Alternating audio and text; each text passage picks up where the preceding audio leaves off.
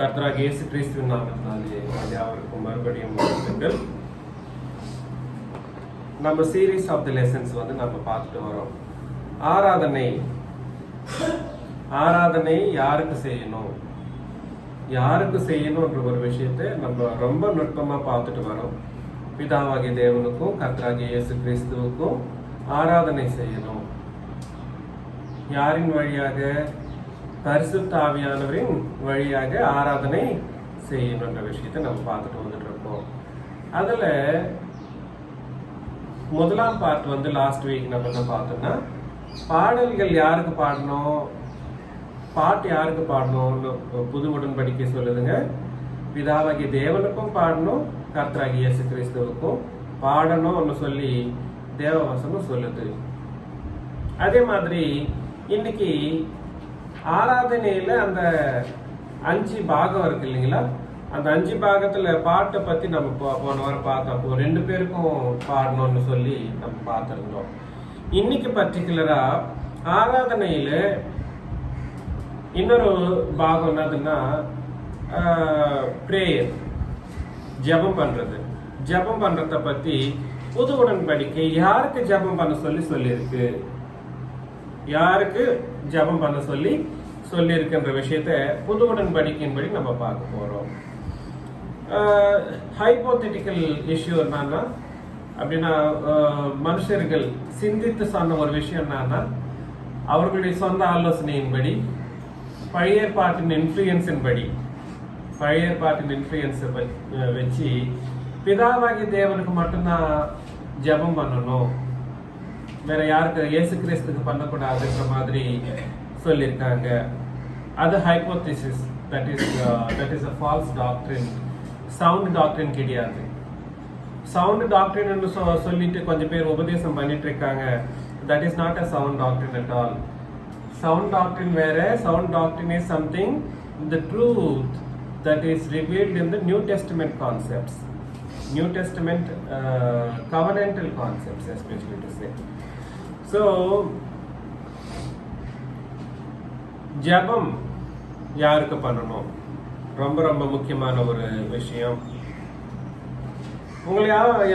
நீங்களும் இதுக்கு முன்னாடி இருந்த அந்த பொய்யான கிறிஸ்துவன் சபைன்னு சொல்லக்கூடிய பொய்யான சபையில் இருக்கிறப்பெல்லாம் நீங்க இந்த வசனங்கள் எல்லாம் நல்லா பார்த்துருப்பீங்க, படிச்சிருப்பீங்க. அதுல ஒரு மாற்றமும் இல்லை, அதுல தப்பும் கிடையாது. பிதாவாகிய தேவனுக்கு நம்ம ஜெபம் பண்ணணும்ன்றதுல தப்பு கிடையாதுங்க. என்னது தப்பு கிடையாது? பிதாவாகிய தேவனுக்கு ஜெபம் பண்றதுன்றது தப்பு கிடையாது. பிதாவாகிய தேவனுக்கு நம்ம ஜெபம் பண்றப்போ யாரின் வழியாக பண்ணணும்ன்ற ஒரு விஷயத்தை நம்ம பார்க்கிறோம்னா, யாரின் வழியாக பண்ணணும்? இயேசு கிறிஸ்துவின் வழியாக பண்ணணும். கொலோசியர் 3ஆம் அதிகாரம் 17ஆம் வசனத்துல, கொலோசியர் 3ஆம் அதிகாரம் 17ஆம் வசனத்துல, வார்த்தையினாலாவது கிரியையினாலாவது நீங்கள் எதை செய்தாலும்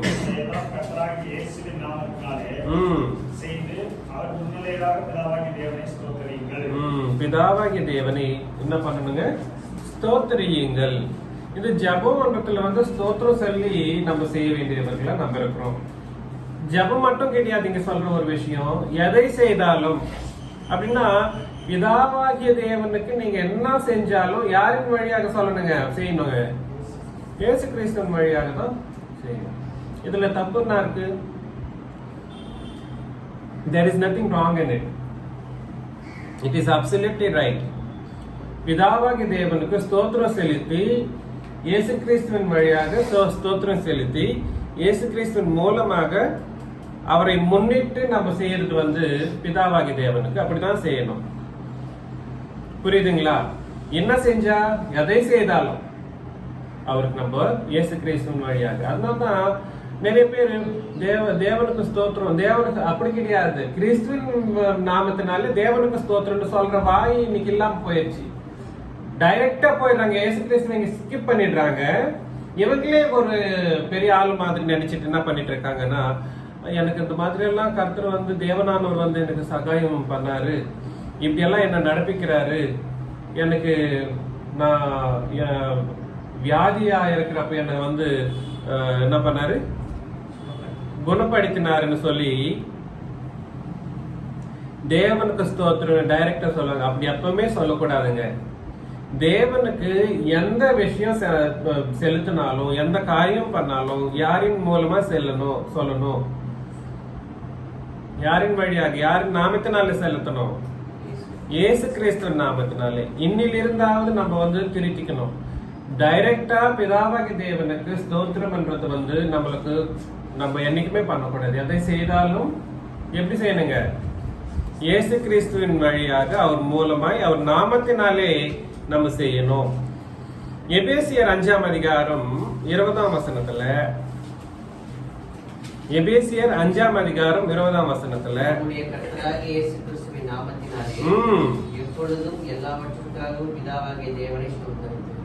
அதனால அவருடைய நாமம் அல்லாத பிதாவாகிய தேவனை நம்ம என்ன சொல்லக்கூடாது, ஸ்தோத்திரம் செலுத்தவே கூடாது. எந்த காரியத்துக்கும், எல்லா காரியத்துக்கும் நம்ம ஸ்தோத்திரம் செலுத்தணும் பிதாவாகிய தேவனுக்கு. எப்படிங்க, எல்லா காரியத்துக்கும் பிதாவாகிய தேவனுக்கு ஸ்தோத்திரம் செலுத்தணும். ஆனா டைரக்டா செலுத்துறதுக்கு நம்மளுக்கு அதிகாரம் கிடையாது.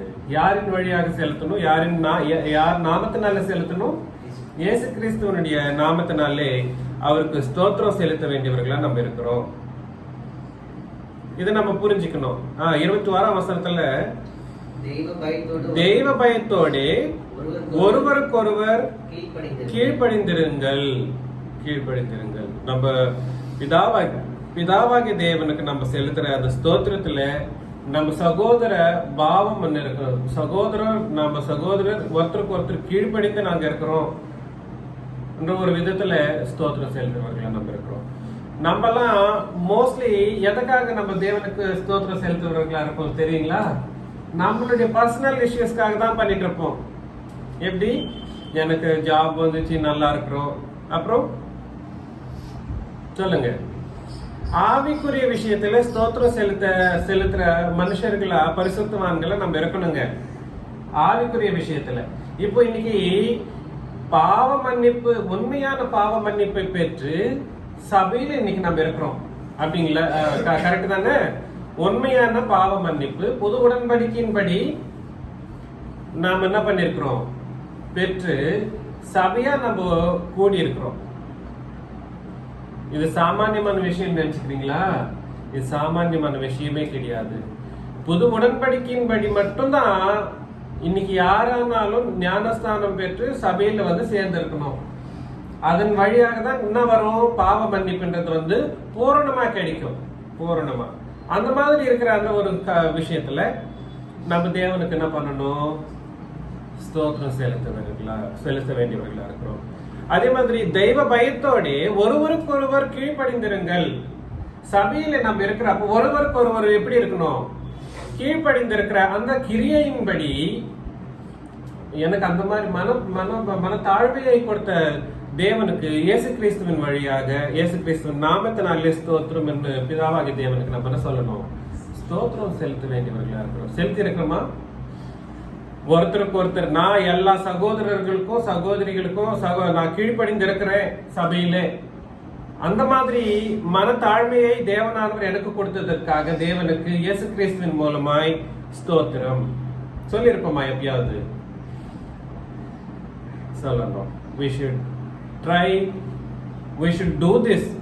This is a commandment for us all.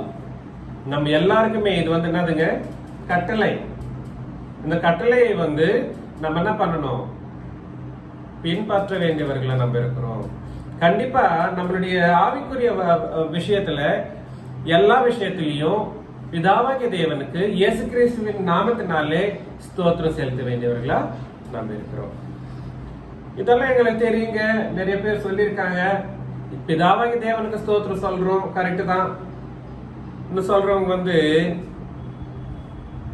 இதுலையா, உங்களுக்கும் நம்மளுக்கும் இது இல்லை, ஆட்சேபம் இல்லை. வெளியில இருக்கிற கிறிஸ்தவன் சபையோ இல்ல பொய்யான சபைகள்ல இருக்கிற எல்லா சபைகளுக்கும் ஆட்சேபனை கிடையாதுங்க. ஆட்சேபனை எங்க வருதுன்னா இங்க வருது பாருங்க. அப்போஸ்தலர் 7ஆம் அதிகாரம், அப்போஸ்தலர் நடவடிக்கைகள் 7ஆம் அதிகாரம் 56 60 வசனம் வரைக்கும் நம்ம இன்னைக்கு தியானிக்கலாம்.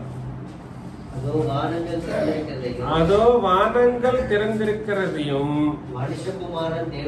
மனுஷகுமாரன் தேவனுடைய வலது பார்சத்தில் நிற்கிறதையும் காண்கிறேனே என்றான். யார் அது? அந்த மனுஷன் யாருன்னா ஸ்தேவான். ஸ்தேவான் இயேசு கிறிஸ்து ஸ்தேவானை வந்து அங்க ரொம்ப துன்பப்படுத்துற அந்த சந்தர்ப்பத்துல அந்த இஸ்ரவேலர் தான். இஸ்ரவேலர் எந்த மனுஷர்களையும் எந்த பரிசுத்தவானையும் உயிரோட விட்டதில்லைங்க.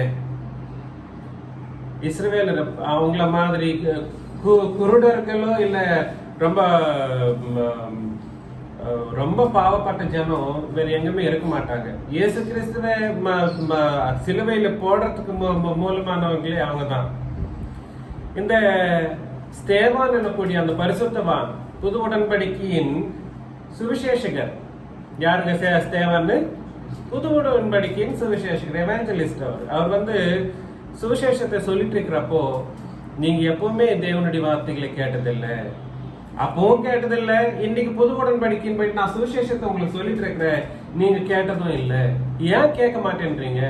நான் வந்து உங்களுக்கு வரலாறுல இருந்து கூட சொல்லிட்டு வரனே என்ற மாதிரி ஸ்தேவான் சொல்றப்போ அவங்களுக்கு வந்து ரொம்ப ரொம்ப கோபம் வருதுங்க.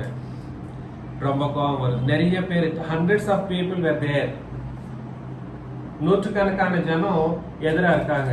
அந்த இஸ்ரவேலர் ஜனம் அவங்களுடைய நியாயப்பிரமாணம் ஒழிந்து போயிருச்சு. அது வந்து என்ன பண்ணப்பட்டது? கொலைக்கப்பட்டது. அந்த கட்டளைகள் எல்லாம் என்ன பண்ணப்படுது? எந்த தேவனாலே எழுதி கொடுக்கப்பட்டதோ அந்த தேவன் என்ன பண்ணிட்டாராம்? அந்த எழுத்துக்களை கொலைச்சிட்டாராம், தொடிச்சிட்டாராம், அது இல்லாம பண்ணிட்டாராம். நியாயப்பிரமாணத்திற்கு விரோதமா சொல்றாருன்ற மாதிரி அந்த ஜனம் நினைச்சிட்டு, அது ஆக்சுவலி அப்படிதான் நடந்துச்சு. அதுதான் உண்மையே. புரியுதுங்களா? இப்போ நீங்க பாவ மன்னிப்பு பெற வேண்டியவர்களா நீங்க இருக்கீங்க. எதன்படி? இயேசு கிறிஸ்துவின் ரத்தம் சிந்தினார், அந்த ரத்தத்தினாலே கழுவப்பட வேண்டியவர்களா நீங்க இருக்கீங்கன்னு சொன்னப்போ எங்களுடைய நியாய பிரமாணத்துக்கு விரோதமா நீ பேசுறியா? யாருக்கு? எதுக்கு விரோதமா? எங்களுடைய நியாய பிரமாணத்துக்கே விரோதமா நீ பேசுறியா? உன்னை உயிரோட வைக்கிறது, உன்னை உயிரோட விட முடியுமா? விடவே முடியாது. உன்னை சாவடிக்கணும்னு சொல்லிட்டு அவங்க வந்து சாவடிக்கிற அந்த சூழ்நிலையில இவர் வந்து அப்படி மேல பாக்குறார், வானத்தை பாக்குறார். வானத்தை பாக்குறப்போ பிதாவாகிய தேவன் பக்கத்துல இயேசு கிறிஸ்து நின்று பார்த்துட்டு இருக்கிற ஒரு விஷயத்தை பரிசுத்தவானாகிய அந்த ஸ்தேவான் பார்க்கிறாரு. 57ஆம் வசனம். அப்பொழுது அவர்கள் உரத்த சத்தமாய் கூக்குரலிட்டு தங்கள் காதுகளை அடைத்துக் கொண்டு தங்கள் காதுகளை அடைத்துக் கொண்டு ஒருமனப்பட்டு அவன் மேல் பாய்ந்து நகரத்துக்கு புறம்பே தள்ளி கல்லெறிந்தார்கள். பாத்தீங்களா? கல்லெறிச்சு சாவடிச்சாருங்களாம். சாட்சிக்காரர் வஸ்திரங்களை கழற்றி பாத்தீங்களா? அவங்களுக்கு நியாயப்பிரமாணத்தின் வழிபாடுகள்ல எவ்வளவு ஒரு வைராக்கியம் இருக்கு பாத்தீங்களா? அவங்க எதை நம்பினாங்களோ அந்த விஷயத்துல அவங்க எப்படிப்பட்டவர்களா ரொம்ப உண்மையாகவும் வைராக்கியமாகவும் இருக்காங்க. அந்த நம்பிக்கையினால என்ன பண்ணிட்டாங்கன்னா சத்தியத்தை விட்டு விட்டாங்க. சத்தியத்தை சொல்றவங்க பேச்ச கேட்காமயே போயிட்டாங்க. அதனால என்ன பண்ணாங்கன்னா கல்லெறிகிறது, நியாயப்பிரமாணத்துக்கு விரோதமா பேசினாதான் கல்லெறிகிற ஒரு காரியம் நடக்குங்க. பழைய ஏற்பாட்டின்படி யாருக்கு விரோதமா, நியாயப்பிரமாணத்திற்கு விரோதமா யாரு பேசினாலும் அவங்கள வந்து என்ன பண்ணிடுவாங்கன்னா கல்லெறிஞ்சி சாவடிச்சிடுவாங்க. ஸ்தேவான் பயப்படல, உயிருக்காக பயப்படல. தான் அவர் நம்பின அந்த புது உடன்படிக்கையின் சுவிசேஷத்திற்கும் அந்த புது உடன்படிக்கைக்கும் உயிரை விட கூட என்னவா இல்லாது தயங்கலைங்க. உயிரையே விட்டுடுற. அப்படின்னா என்ன அர்த்தம்னா, உலகம் எப்பவுமே பாவத்தில் இருக்கின்றதுனால அவங்களுக்கு ஐயோ இவங்களை அடிச்சு சாவடிக்கிறமேன்ற ஒரு மன ஆலோசனை கூட இருக்காதுங்க. அவங்க ஆலோசனையே பண்ண மாட்டாங்க. ரொம்ப ரொம்ப பாவிகளாகவும் ரொம்ப குரூயல் பீப்புளாகவும் அவங்க இருப்பாங்க. இங்க பார்க்கலாம் 59ஆம் வசனம். இப்பொழுது கர்த்தராகிய இயேசுவே, என் ஆவியை ஏற்றுக்கொள்ளும் என்று ஸ்தேவான் தொழுது கொள்ளும். என்ன சொன்னாங்க? அப்பொழுது கர்த்தராகிய இயேசுவே என் ஆவியை ஏற்றுக்கொள்ளும் என்று ஸ்தேவான் தொழுது கொள்கையில் அவனை கல்லெறிந்தார்கள். இங்க கல்லு விழுந்துட்டு இருக்க, மேல ஒரு கல்லா பெரிய பெரிய கல்லா வந்து விழுந்துட்டு இருக்கு. அந்த உயிர் எல்லா கல்லுல இருந்த ரத்தம் ரொம்ப கஷ்டமான ஒரு சூழ்நிலை. எப்படி இருக்குங்க? தலையில விழுது, இந்த பக்கம் விழுது, பாடி ஃபுல்லா நின்றுட்டு இருக்கிற ஒரு மனுஷன் மேல கல் எறிஞ்சு எப்படி இருக்குங்க? Just imagine how bad the situation would be, how worse the situation would be. எவ்வளவு கஷ்டமான ஒரு சூழ்நிலையில இவர் என்ன பண்றாருன்னா, யாருக்கு ஜெபம் பண்றாரா? தொழுது கொண்டுட்டு இருக்காரா? கரெக்டா பார்த்து படி. நீ தானே படிச்ச? 59ஆம் வசனம் படி. அப்பொழுது யாருக்கு சொல்லிட்டு இருக்கிறாரு? கர்த்தராகிய இயேசுவே என் ஆவியை ஏற்றுக்கொள்ளும் என்று ஸ்தேவான் தொழுது கொள்கையில், தொழுது கொள்ளுதல் என்றதும் ஜெபம் பண்ணுதல் என்றதும் ரெண்டும் ஒண்ணுதாங்க. தொழுது கொள்ளுதல் என்றது ஜெபத்திலையும் தொழுது கொள்றோம், ஆராதனையும் தொழுது கொள்றோம். ஆராதனையும் தொழுது கொள்ளுதல் என்ற ஒரு வார்த்தையை நம்ம உபயோகப்படுத்தலாம். ஜெபத்துக்கும் தொழுது கொள்ளுதல் என்ற ஒரு வார்த்தையை உபயோகப்படலாம். இங்க என்ன பண்றாருன்னா, இங்க ஆராதனை பண்ணல. யாரு? ஸ்தேவான் ஆராதனை பண்ணல.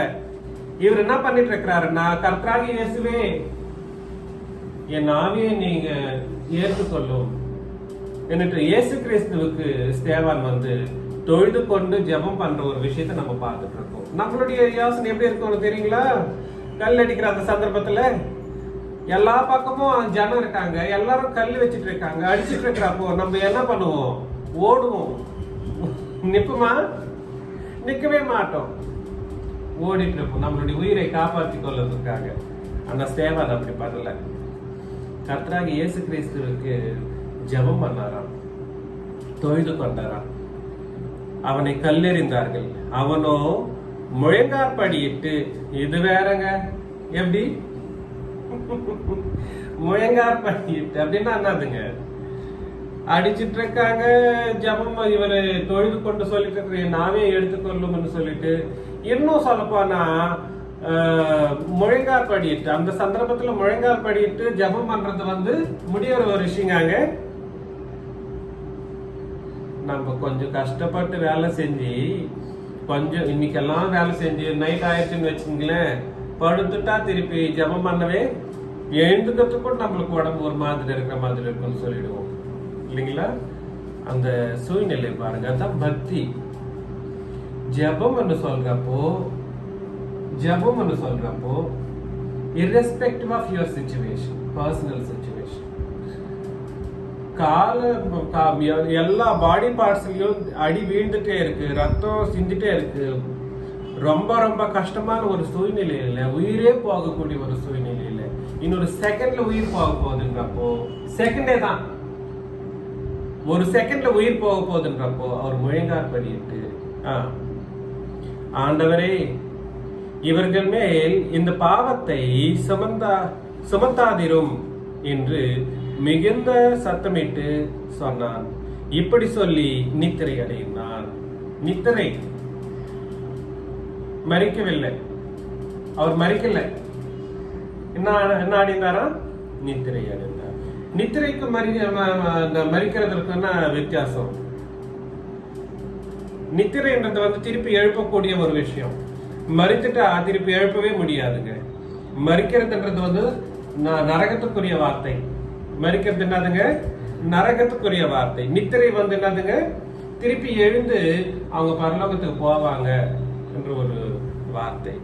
இவர் என்ன சொல்ற, இவர் என்ன சொல்லி, எப்படி சொல்லி, ஆண்டவரே இவர்கள் மேல் இந்த பாவத்தை சுமத்தாதிரும்.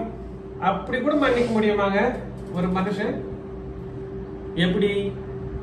தன்னை கொலை செஞ்சுட்டு இருக்காங்க, கல்லுகளை அடிச்சிட்டு இருக்காங்க, ஜபத்துல இவர் என்ன பண்றாரு, ஜபம் பண்ணணும்னு நினைக்கிறப்ப என்ன பண்ணாருங்க, முழங்கால் படிட்டாங்க. நம்ம இவ்வளவு நல்லா இருக்கு, என்னது டைல்ஸ் எல்லாம் போட்டு கிளீனா இருக்கு, சுத்தமா இருக்கு, நம்ம இந்த இதுலயே முழங்கால் படிக்கிறதுக்கு ரொம்ப கஷ்டப்படுறோம். அப்படி இல்ல? கரெக்ட் தானே? எந்த இதுலயே முழங்கால் படிக்கிறதுக்கு இப்படி போடணும், அப்படி போடணும், அப்படி ஆடணும். அது எப்படி இருக்கு? நம்மளுக்கு தேவனுடைய சன்னிதானத்துல, கிறிஸ்தவனுடைய சன்னிதானத்துல எப்படி நம்ம வாழணும்ன்ற ஒரு இது கெஸ்டர் இன்னும் தெரிஞ்சுக்காமையே இருக்கிறோங்க. தயவு செஞ்சு உண்மையாகவே நம்ம முழங்கால் படிட்டு ஜபம் பண்ண வேண்டியவர்களா இருக்கிறோம். ஆனா இந்த ஜபம் யாருக்கு பண்ணதாக நம்ம பார்த்துட்டு இருக்கிறோம்ன்றதுதான் இங்க குறிக்கோளான ஒரு விஷயம். எல்லாரும் என்ன சொல்லிட்டு இருக்காங்கன்னா, பிதாவாகிய தேவனுக்கு மட்டும் இயேசு கிறிஸ்து மூலமா ஜபம் பண்ணணும்னு சொல்லிட்டு இருக்காங்க. இங்க ஸ்தேவான் பரிசுத்தவான் யாருக்கு ஜபம் பண்ணிட்டு இருக்காரு? எப்படி ஜபம் பண்றாரு? முழங்கால் படிட்டு ஜபம் பண்ணிட்டு இருக்காரா? என்ன சிச்சுவேஷன்? அப்படியே கல்லுகளால அடிக்கப்பட்ட ஒரு சிச்சுவேஷன். இன்னொரு செகண்ட்ல ஜபம் உயிர் போக போகுது, நித்திரை அடை போறாரு. அந்த சூழ்நிலையில நம்ம இருந்தா எப்படிதான் இருப்போமோ ஒரு வாட்டி யோசனை பண்ணிக்கங்க. ரொம்ப ரொம்ப பரிசுத்தம் உள்ள அந்த சூழ்நிலையிலையும் அந்த பாவிங்களை என்ன பண்றாரு, அவரு மன்னிக்கிறாரு. நம்ம சபையில இருக்கிறவங்களே கொஞ்சம் கஷ்டமா இருக்கும் மன்னிக்கிறதுக்கு. நம்ம சபையில இருக்கிறவங்க கூட ஒருத்தருக்கு ஒருத்தர் ஒரு மன்னிக்கிற யோசனை இல்லாம போயிட்டு இருக்கு. மன்னிக்கிறது ரொம்ப ரொம்ப இம்பார்ட்டன்ட். நம்ம மன்னிக்கலன்னா நம்மளுடைய பாவங்களை இயேசு கிறிஸ்து மன்னித்ததும் விருதாவா போயிடும். நம்மளுடைய பாவங்களை இயேசு கிறிஸ்து மன்னித்தது என்னவா போயிடும்? விருதாவா போயிடும். அதனால நான் என்ன சொல்ல வரேன்னா, ஜபம் பண்றது பிதாவாகிய தேவனுக்கும் பண்றோம், இயேசு கிறிஸ்துவுக்கும் பண்றோம். 2 தீமோத்தேயு 2 அதிகாரம் 22 வசனத்துல, அன்றியும் பாலியத்துக்குரிய இச்சைகளுக்கு நீ விலகியோடி சுத்த இருதயத்தோட கர்த்தரை தொழுது கொள்ளுகிறவர்களுடனே நீதியையும் விசுவாசத்தையும் அன்பையும் சமாதானத்தையும் அடையும்படி நாடு. யாரு எழுதுறது? பவுலானவர் எழுதுறார். யாருக்கு எழுதுறாரு? தீமோத்தேயுக்கு எழுதிட்டு இருக்கிறார். எழுதுறவர் பவுல். யாருக்கு எழுதுறாருன்னா தீமோத்தேயுக்கு எழுதுறார். எழுதுறப்ப எப்படி எழுதுறாருன்னா, சொத்த இருதயத்தோட கர்த்தரை தொழுது கொள்ளுகிறவர்களுடனே. யாரு தொழுது கொள்றது கர்த்தரை? சபை மட்டும் கிடையாது. இங்க சொல்ற ஒரு பர்டிகுலர் வசனம், அந்த வசனம் கர்த்தரை தொழுது கொள்ளுகிறவர்கள் என்றவர்கள் யாருன்னா அப்போஸ்தலர். அங்க நீங்க பக்கத்துலயும் எழுதிக்கலாம், கர்த்தரை தொழுது கொள்கிறவர்களை உடனே நீயும் என்ன பண்ணணுமா? நீதியையும் விசுவாசத்தையும் அன்பையும் சமாதானத்தையும் அடையும்படி நாடு. யாரெல்லாம் கர்த்தரை தொழுது கொண்டுட்டு இருக்கிறாங்களோ அவர்கள் கூட நீயும் என்ன பண்ணு? தொழுது கொள்ளு. அப்போ அப்போஸ்தலர்கள் யாரையும் தொழுது கொண்டுட்டு இருக்காங்க? தெலுங்குல டைரக்டா இல்ல prayer call upon his name என்ற மாதிரி இங்கிலீஷ்ல சொல்லப்பட்டிருக்கு. ஜபம் பண்ற ஒரு விஷயத்தை பற்றி தான் அங்க பேசுது. தொழுது கொள்ற அந்த வார்த்தையும் ஜபத்தை தான் குறிக்குது. அப்ப அப்போஸ்தலர்கள் யாருக்கு ஜபம் பண்ணிருக்காங்க? யாரை தொழுது கொண்டிருக்காங்க? சொல்லுங்க. இயேசு கிறிஸ்துவை. கர்த்தர் என்ற ஒரு வார்த்தை இயேசு கிறிஸ்துவை குறிக்கிற அந்த வார்த்தை. அதனால நான் என்ன சொல்ல வரேன்னா, பாலியத்துக்குரிய இச்சைகளுக்கு நீ விலகியோடி சுத்த இருதயத்தோட அப்படின்னு கர்த்தரை இயேசு கிறிஸ்துவை தொழுது கொள்ளணும்னா உனக்கு முன்பாக தேவைப்பட வேண்டியது என்னதுங்க? சுத்த இருதயம். சுத்த இருதயத்தோட நீ ஜெபத்துல உட்காரணும். யார் கூட சேர்ந்து உட்காரு? அப்ப அவங்க உயிரோட இருந்தாங்க. யாருங்க? அப்போஸ்தலர்கள் உயிரோட இருக்கிறப்போ அவருக்கு அவங்க எப்படி பண்ணா அப்படி நீ இருக்கூட. அவங்க நீதியையும் சமாதானத்தையும் நீ நாடு. அவங்க எப்படி இருந்தா அவங்களை நீ பின்பற்றுன்னு சொல்லி பவுலானவர் திமோத்தி யாருங்க? அவரும் எவாஞ்சலிஸ்ட் தான். திமோத்தி யாருங்க? எவாஞ்சலிஸ்ட். அப்படின்னா நான் என்ன சொல்ல வரேன்னா, வெறும் அப்போஸ்தலர் மட்டும் இயேசு கிறிஸ்துவுக்கு ஜெபம் பண்ணல. அப்போஸ்தலர் மட்டும் ஜெபம் பண்ணல. அவங்க என்ன பண்ணிருக்காங்கன்னா, அது அவர்களுக்கு பின்பு வரப்போற அந்த உபதேசகர்களுக்கும் அதை கற்றுக் கொடுத்துட்டு போனாங்க. என்னது? இயேசு கிறிஸ்துவுக்கு நீ என்ன பண்ணணும்? தொழுது கொள்ளணும். அவரை தொழுது கொண்டு அவருக்கு நீ ஜெபம் பண்ணணும் சொல்லி அந்த உபதேசத்தை இவங்களுக்கு கற்றுக் கொடுத்துட்டு போனாங்க. இன்னைக்கு அது எப்படி இருக்கு? அது இல்லவே இல்லை. ஒரு நம்ம சபையை தவிர வேற எங்கேயுமே இந்த உலகத்துல பிதாவாகிய தேவனையும் இயேசு கிறிஸ்துவையும் சமப்படுத்தி ஜெபம் பண்ணக்கூடிய ஒரு விஷயமே உலகத்தாருக்கு தெரியாது. இந்த வசனத்தை எத்தனை பேர் படிச்சிருப்பாங்களா? எஸ், படிச்சிருப்பாங்க. ஸ்தேவான் இயேசு கிறிஸ்துவை நோக்கி, ஆண்டவரே என் உயிரை எடுத்துக்கோன்னு சொல்றப்போ, ஆத்மாவை நீ சேர்த்துக்கோள் கேட்கிறப்போ, அதே மாதிரி ஆண்டவரை இவர்களுடைய பாவங்களை இவர்களுக்காக மன்னியும் சொல்ற அந்த வார்த்தைக்காகவும் யாரை ஜெபம் பண்ணார் என்ற ஒரு விஷயத்தை புரிஞ்சிக்காமே போயிடுச்சு இந்த உலகம். ஏன் அந்த வசனத்தை மறைச்சாங்க? எதுக்குங்க? கிறிஸ்துவன் சபையில் எதுக்கு அதை மறைச்சிட்டு பிதாவாகிய தேவனுக்கு மட்டும்தான் ஆராதனை, அவருக்கு மட்டும்தான் ஜெபம்னு சொல்லி ஏன் இப்படி மாறுபாடான உபதேசங்களை பண்ணாங்க? இது தேவ வசனத்துக்கு விரோதமான காரியம் இல்லவா? விரோதமா இல்லையா? ரொம்ப ரொம்ப விரோதம். அதனால நான் என்ன சொல்ல வரேன்னா, இன்னைக்கு உயிரோடு இருக்கக்கூடிய எல்லா மனுஷர்களும் பிதாவாகிய தேவனுக்கும் கர்த்தராகிய இயேசு கிறிஸ்துவுக்கும் ஆராதனை செலுத்தக்கூடிய அந்த காலகட்டத்தில், அந்த டைம்ல இயேசு கிறிஸ்துவையும் சேர்த்து சமப்படுத்தி ஜெபம் பண்ண வேண்டியவர்களா இருக்காங்க. அப்ப இந்த வசனம் எல்லாம் என்ன ஆயிடணும்? அது நடத்தல என்ன ஆயிடுங்க? தேவனுக்கு விரோதமா இன்னைக்கு கிறிஸ்துவின் சபைன்னு சொல்லிட்டு பேரு மட்டும் வச்சாங்களே தவிர வசனங்கள் அது வசனத்தை சரியான முறையிலேயே நடப்பிக்காம போயிட்டு இருக்காங்கன்ற ஒரு விஷயத்தை நம்ம புரிஞ்சுக்கணும். 2 கொரிந்தியர் 12ஆம் அதிகாரம் 7ஆம் வசனத்துல,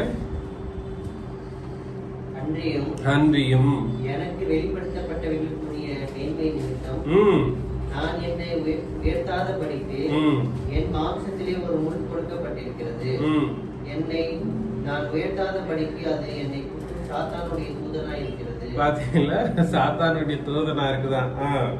என்னது தெரியுங்களா? அதுங்க என்னது குத்துறது? நியாயப்பிரமாணம். நியாயப்பிரமாணம் என்ன பண்ணுதுன்னா, சாத்தானுடைய தூதனா பவுலின் சரீரத்தில் இருந்து குத்துதான்.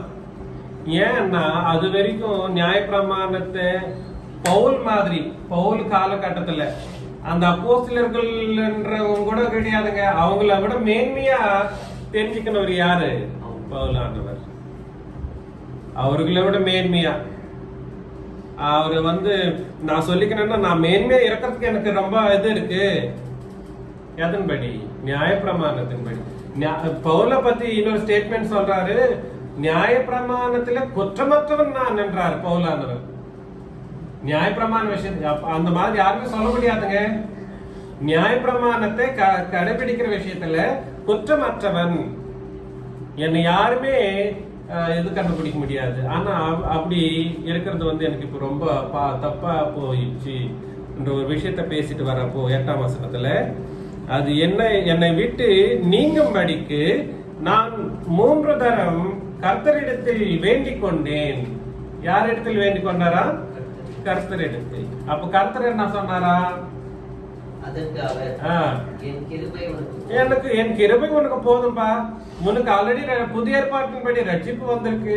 ரட்சிப்புக்கு அப்புறம் என்ன வந்துச்சு? அப்போஸ்தலத்துவம் வந்துச்சு.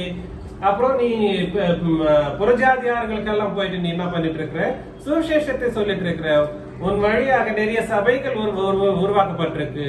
ஆவிக்குரிய அந்த கிருபை உனக்கு போதும் சொல்லி அந்த கர்த்தர் பதில் கொடுத்தாராம். அப்படின்னா யாருக்கு ஜெபம் பண்ணாரு இவரு? பவுலானவரு கர்த்தருக்கு ஜெபம் பண்ணாரா? வேண்டி கொண்டாரா? என்னைக்கு புரிய போகுது கிறிஸ்துவின் சபையில் சொல்லி? நாங்க கிறிஸ்துவின் சபை, கிறிஸ்துவின் சபை, கிறிஸ்துவின் சபை. எப்ப நீ ஜெபம் பண்ண இயேசு கிறிஸ்துவுக்கு? எப்பயாவது உன் வாயை திறந்து இயேசு கிறிஸ்துவுக்கு ஸ்தோத்திரம் சொல்லியிருக்கிற ஒரு பாக்கியத்தை நீ உபயோகிச்சிருக்கியா? சொல்லுங்க. யாராவது இயேசு கிறிஸ்துவுக்கு பிதாவாகிய தேவனுக்கும் ரெண்டு பேருக்கும் சேர்த்து இல்ல இயேசு கிறிஸ்துவுக்கும் சரி ஸ்தோத்திரம் செலுத்திருக்காங்களா? ஒரு நம்ம சபையை தவிர யாருமே இல்லைங்க. இயேசு கிறிஸ்துவுக்கு ஸ்தோத்திரம் செலுத்த வேண்டியவர்களா இருக்கிறோம்னு சொல்லி நம்ம கட்டளையிடப்பட்டு இருக்கிறோம். அந்த கட்டளை யாரு பின்பற்றினாங்க?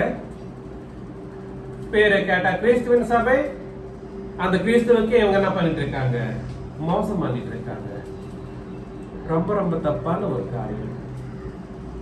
யாருக்கு இவங்க ஜெபம் பண்ணிட்டு இருக்கா? இவரு யாருக்கு ஜெபம் பண்றாரு? பவுலானவரு கர்த்தரே. அப்போஸ்தலர்கள் யாருக்கு பண்ணாங்க ஜெபத்தை? யாரை தொழுது கொண்டு ஜெபம் பண்ணாங்க? இயேசு கிறிஸ்துவை. அப்புறம் முதலாம் நூற்றாண்டிலே இருக்கக்கூடிய அந்த இவாஞ்சலிஸ்ட் சுவிசேஷகர்கள் யாருக்கு ஜெபம் பண்ணாங்க? ஸ்தேவானா இருக்கட்டும், தீமோத்தேயா இருக்கட்டும், இன்னும் வேற யாராவது இருக்கட்டும், அவங்க எல்லாம் யாருக்கு ஸ்தோத்திரம் சொல்லி ஜெபம் பண்ணாங்க, தொழுது கொண்டாங்க? இயேசு கிறிஸ்து. பிதாவாகிய தேவனே சொல்லி எத்தனை நாளைக்கு சொல்லிட்டு போறேன்? எத்தனை நாளைக்கு அந்த பழைய ஏற்பாட்டை உபயோகித்து அதனால என்ன நடக்குதுன்னா விசுவாசமே ஃபெயில் ஆயிடுதுங்க. என்ன ஃபெயில் ஆயிடுது? விசுவாசம் ஃபெயில் ஆயிடுது. சும்மா பேச்சுனால இவங்க என்ன பண்ணிட்டு இருக்காங்க? நரகத்துக்கு ஜனங்களை உருவாக்கிட்டு இருக்காங்க. ரொம்ப ரொம்ப தப்பான ஒரு காரியம். அதுக்கு தான் சொல்லிடுறாரு டைரக்டா ரோமர் 10ஆம் அதிகாரம் 1ஆம் வசனம் படிங்க முதல்ல. சகோதரரே, இஸ்ரவேல் ரட்சிக்கப்பட வேண்டும் என்பதே. யாரு ரட்சிக்கப்படணுமா? இஸ்ரவேலன் ரட்சிக்கப்படணுமா? ரட்சிக்கப்பட வேண்டும் என்பதே என் இருதயத்தின் விருப்பமும் நான் தேவனை நோக்கி செய்யும் விண்ணப்பமாய் இருக்கிறது. நான் தேவனை நோக்கி செய்யும் விண்ணப்பம், தேவனையும் நோக்கி செய்கிற விண்ணப்பம், அதுல தப்பு இல்லை. ஆனா இங்க யாருக்கு ரட்சிப்பு வேணும்? இஸ்ரவேலருக்கு ரட்சிப்பு வேணும். எதுக்கு ரட்சிப்பு வேணும்? 4ஆம் வசனம். விசுவாசிக்கிற எவனுக்கும் நீதி உண்டாகும்படியாக கிறிஸ்து நியாயப்பிரமாணத்தின் முடிவாய். நியாயப்பிரமாணம் முடிஞ்சு போச்சுங்க. யாரெல்லாம் தெரிஞ்சுக்காம நியாயப்பிரமாணத்தை இன்னும் கையாளுறாங்களோ அவங்களுக்கு என்ன தேவைங்க? என்ன தேவை? ரட்சிப்பு. நியாயப்பிரமாணம் முடிக்கப்பட்டது. இயேசு கிறிஸ்துவின் சிலுவையிலே அது ஒழிக்கப்பட்டது. இயேசு கிறிஸ்துவின் ரத்தத்தினாலே புது உடன்படிக்கை என்கிற உடன்படிக்கை உருவாக்கப்பட்டது என்ற ஒரு விஷயத்தை தெரிஞ்சுக்காதவங்களுக்கு முதல்ல என்ன தேவை? ஞானஸ்தானம் தேவை, ரட்சிப்பு தேவை. அதுக்காக நான் என்ன பண்ணிட்டு இருக்கிறேன்? பிதாவாகிய தேவனே ஜெபம் பண்ணிட்டு இருக்கிறேன், வேண்டி கொண்டுட்டு இருக்கிறேன். அவங்களுக்கு என்ன தெரியல, நான் நியாயப்பிரமாணம் முடிஞ்சு போயிருச்சு, புது உடன்படிக்கை வந்துருச்சு, புது உடன்படிக்கை தான் வாழணும்ன்ற ஒரு விஷயமே தெரியாம போயிருச்சு. எப்படி இருக்கு பாத்தீங்களா? அந்த புது உடன்படிக்கையின் சட்டத்துல இயேசு கிறிஸ்து எப்படிப்பட்டவரா இருக்கிறாரோ அவங்களுக்கு தெரியாம போயிருச்சு. யாரு? இயேசு கிறிஸ்து எப்படிப்பட்டவரோ எப்படி இருக்கிறாரோன்ற ஒரு விஷயம் தெரியாம போயிருச்சு. அதுல இருந்து அது எப்படி தெரியாம போயிருச்சு? 10ஆம் வசனத்துல இருந்து நம்ம படிக்கலாம். நீதியுண்டாக இருதயத்திலே விசுவாசிக்கப்படும்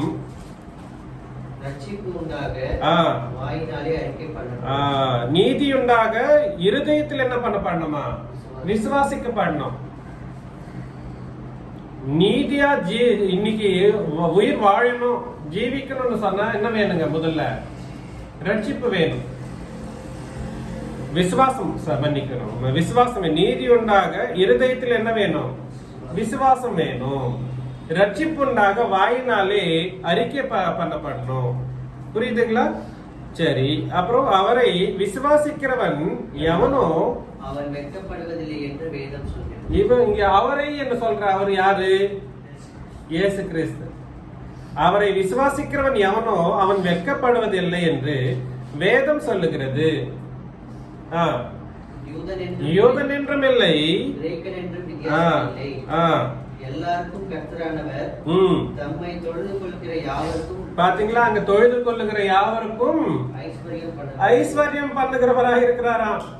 அப்படின்னு இயேசு கிறிஸ்துவ மனுஷனா கூட நீங்க பாக்குறது இல்ல, மனுஷனுக்கு சமப்படுத்தி பண்ணிட்டு இருக்காங்க. இயேசு கிறிஸ்து இருக்கக்கூடிய கர்த்தரை பத்தி இங்க பேசிட்டு இருக்கிற ஒரு சந்தர்ப்பம்.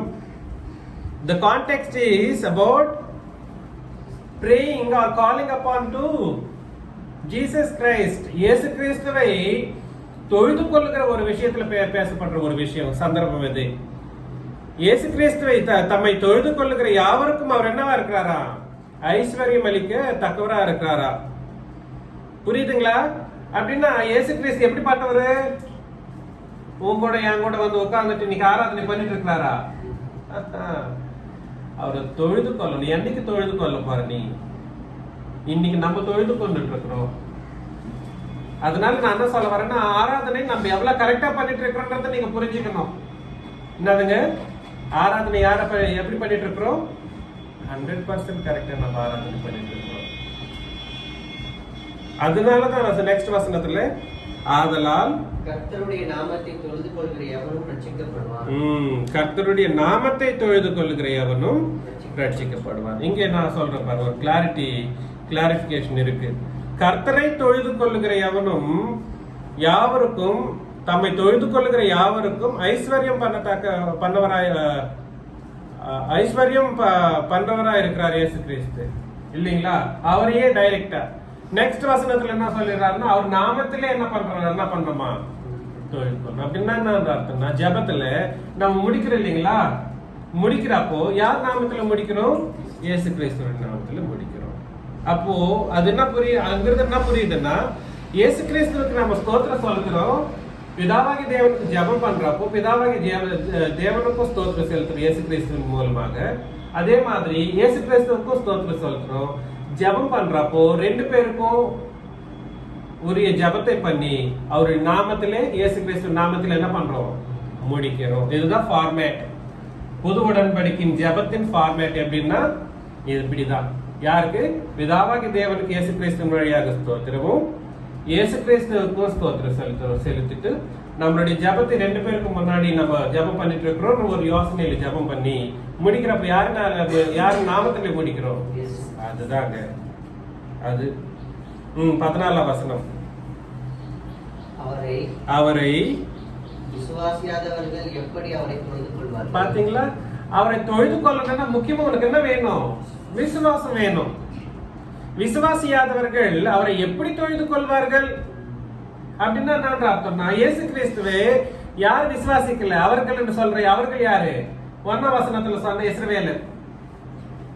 அவங்கள பத்தி தானே பேசிட்டு வர்றாரு. அவங்க யாரு? இயேசு கிறிஸ்து என்னைக்குமே அவர் என்ன பார்க்கல? தொழுது கொள்ள வேண்டியவர்களா, தொழுது கொள்ள வேண்டியவர் இயேசு கிறிஸ்துவ அவங்க எப்பவுமே பார்க்கலங்க. புரியுதுங்களா நான் சொல்றது? இயேசு கிறிஸ்துவ அவங்க என்ன பண்ணல? விசுவாசிக்கவே இல்லை. விசுவாசிக்கிறவர்கள் எப்படி அவரை விசுவாசியாதவர்கள் அவரை எப்படி தொழுது கொள்வார்கள்? அவரை குறித்து கேள்விப்படாதவர்கள் எப்படி விசுவாசிப்பார்கள்? பிரசங்கிக்கிறவன் இல்லாவிட்டால் எப்படி கேள்விப்படுவார்கள்? அனுப்பப்படாவிட்டால் எப்படி பிரசங்கிப்பார்கள்? சமாதானத்தை கூறி நற்காரியங்களை சுவிசேஷமாய் அறிவிக்கிறவருடைய பாதங்கள் எவ்வளவு அழகானவைகள் என்று எழுதியிருக்கிறது. பாத்தீங்களா? அப்படின்னா இஸ்ரவேலர் இயேசு கிறிஸ்துவை கேட்க வேண்டிய முறையில் என்ன பண்ணலங்க? கேட்கல. அவர்கள் கேட்கலன்னா அவங்க கேட்க வேண்டிய விதமாக அப்போஸ்தலர்கள் அனுப்பப்படல அது வரைக்கும். புரியுதுங்களா? அப்புறமா அனுப்பப்படணும் முதல்ல அனுப்பப்படுறதுக்கு அப்புறமா அவங்க என்ன பண்ணணும்? பிரசங்கிக்கிறதுக்கு அப்புறமா அவங்க என்ன பண்ணணும்? இஸ்ரவேலர் கேட்கணும், கேள்வி பண்ணணும், கேட்டு என்ன பண்ணணும்? விசுவாசிக்கணும். விசுவாசிக்கிறவர்கள் என்ன பண்ணணும்? தொழுது கொள்ளணும். விசுவாசிக்கிறீங்க அதுலயே ரட்சிப்பு வந்துருது. விசுவாசத்திலேயே தொழுது கொள்ளணும் அப்படின்னா என்ன அர்த்தம்னா, அவங்களுடைய விசுவாசம் என்ன ஆயிடுச்சுங்க? இயேசு கிறிஸ்துவை விசுவாசியாதவர்கள் எப்படிப்பட்டவர்களா இருக்காங்க அப்படின்னா, தொழுது கொள்ளாதவர்கள் விசுவாசத்தில் ஃபெயில் ஆயிருக்காங்க. அந்த விசுவாசம் வந்து நரகத்தில் போயிட்டு தான் சேர்க்கும். இன்னைக்கு யாரெல்லாம் இயேசு கிறிஸ்துவுக்கும் பிதாவாகிய தேவனுக்கும் தொழுது கொள்ளும்படியாக ஜெபம் பண்ணலையோ அவங்களுக்கு முதல் முறையா தேவையானது என்னதுங்க? முதல் தேவை என்னதுங்க? அதனால்தான் நீங்க எல்லாம் ஞானஸ்தானம் பெற்றீங்க. வேற எதுக்கு பெற்றீங்க? நீங்களும் அப்படித்தானே இருந்தீங்க. வரப்போ ஒரு 1.5 year பேக் எப்படி அப்படிதான் இருந்தீங்க. அதனால்தான் ஞானஸ்தானம் வேணும். இயேசு கிறிஸ்துவை அறிய வேண்டிய விதமாக அறிந்து, தெரிஞ்சு கொள்ள வேண்டிய விதமாக தெரிஞ்சு கொண்டு, விசுவாசம் வச்சு நீங்க இன்னைக்கு தொழுது கொண்டுட்டு இருக்கீங்க. இதுதானே சரியான முறை. இதுதான் சரியான முறை. உலகத்துல விக்கிரகங்கள் கிட்ட போறவங்களும் அவங்களுக்கு என்ன தேவை? இன்னைக்கு ரட்சிப்பு தேவை. அவங்களுக்கு உங்களுக்கு என்ன வித்தியாசம்? இயேசு கிறிஸ்துவை விசுவாசியாமலேயே விக்கிரகம் கிட்ட போறவங்கிட்ட நீ போயிட்டு போகக்கூடாது, அப்படி பண்ணக்கூடாதுன்னு சொல்றதுல எல்லாம் அப்படி சொல்லணும்னா நான் சொல்லணும், இல்ல நீங்க நம்ம சொல்லணும். சபையில இருக்கிறவங்க நீ விக்கிரகம் கிட்ட போவாத. எப்படிங்க? நீங்க விக்கிரகம் கிட்ட போவாதீங்க, அதுல ஒண்ணுமே இல்லை, அது அசுத்தம் உள்ளது, அது பாவம் உள்ளது, அது சாத்தானுடைய கிரியைகளுக்கு உட்பட்டது, அதனால உனக்கு சாபம் வந்து சேரும் சொல்லி யார் சொல்லணும்? நம்ம தான் சொல்லணும். ஆனா இப்ப எப்படி இருக்குன்னா, கிறிஸ்துவின் சபைன்னு சொல்லிட்டு அவங்க கிட்ட போயிட்டு சொல்றாங்க. புரியுதுங்களா நான் சொல்றது? அதெல்லாம் நம்மளே அது இன்னைக்கு என்ன சொல்லணும்னா, அந்த கிறிஸ்துவின் சபைன்னு சொல்லிட்டு பொய்யான சபைக்காரங்கிட்ட போயிட்டு புது உடன்படிக்கையின் சுவிசேஷத்தை சொல்லி அவங்களுக்கு என்ன பண்ணணும்? நம்ம ரட்சிப்பை தர வேண்டியவர்களை நம்ம இருக்கிறோம். அவங்களுக்கு ரட்சிக்கப்பட நம்ம வந்து உதவி செய்ய வேண்டியவர்களை நம்ம இருக்கிறோம். படிச்சிடுங்க. சுவிசேஷத்துக்கு எல்லாரும் கீழ்ப்படியவில்லை. அதை குறித்து ஏசாயா, கர்த்தாவே, எங்கள் மூலமாய் கேள்விப்பட்டதை விசுவாசித்தவன் யார் என்று சொல்கிறான். ஆதலால் விசுவாசம் கேள்வியினாலே வரும், கேள்வி தேவனுடைய வசனத்தினாலே வரும். அதனால இன்னைக்கு பிதாவாகிய தேவனும் இயேசு கிறிஸ்துவை 2 பேரையும் சேர்த்து ஜெபம் பண்ணி ஆராதனை பண்ணாத எல்லா மனுஷர்களுக்கும் சுவிசேஷம் தேவை. நம்ம சுவிசேஷத்தை சொல்லணும், அதன்படி அவங்க விசுவாசம் வைக்கணும், அதன்படி என்ன பண்ணணுங்க? ரட்சிக்கப்பட்டு சபையில சேர்க்கப்பட்டு தொழுது கொள்ளணும். 2 பேரையும் தொழுது கொள்ளணும். யார் யாரு? பிதாவாகிய தேவனையும் கிறிஸ்துவையும். பரிசுத்தாவியானவரை தொழுது கொள்ளணும்னு ஒரு வார்த்தை பைபிள்ல புது உடன்படிக்கையின்படி எங்கேயுமே இல்லை, பைபிள்லயே இல்லைன்னு சொல்ல போனா. இல்லாத ஒரு விஷயத்தை நம்ம என்ன பண்ணக்கூடாது? இழக்கக்கூடாது, பேசவும் கூடாது. அதனால ஜெபம் யாருக்கு பண்ணுங்க? பிதாவாகிய தேவனுக்கும் கர்த்தராகிய இயேசு கிறிஸ்துவுக்கும். அதன் வழியா நம்ம என்ன பண்றோம்னா, பிதாவாகிய தேவனும் இயேசு கிறிஸ்துவ என்ன பண்ணிட்டு இருக்கிறோம்? தொழுது கொள்றோம். அது அந்த தொழுது கொள்ளுதல் நம்ம தனிப்பட்ட முறையில வீட்டுல இருக்கிறப்போ ஜெபம் பண்றப்போ 2 பேரையும் சேர்த்து பண்றப்போ நம்ம தொழுது கொண்டுட்டு இருக்கிறோம். சபையிலே ஞாயிற்றுக்கிழமை நாளிலே நம்ம சபையா கூடி ஆராதனை பண்றப்போ அந்த தொழுது கொள்ளுதல் ஆராதனையா சொல்லப்படும் இல்லைங்களா?